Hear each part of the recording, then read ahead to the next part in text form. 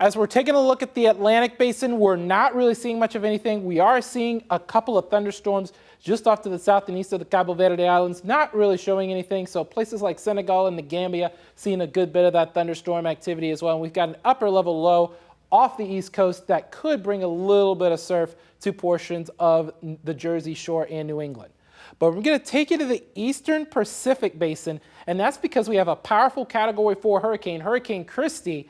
However, as we take a look at the path of this storm, it is expected to weaken somewhat as we head throughout these next couple of days before becoming a remnant low. Now, that will not reach Hawaii. So for those wondering about their tropical vacations out to Hawaii, especially with that direct flight from here in Austin, there's no real need to worry about this particular hurricane. But as always, the KVUE Weather Impact Team is going to keep tabs on the tropics for you because the past few weeks have been quite active, especially in the Gulf of Mexico and Atlantic Basin.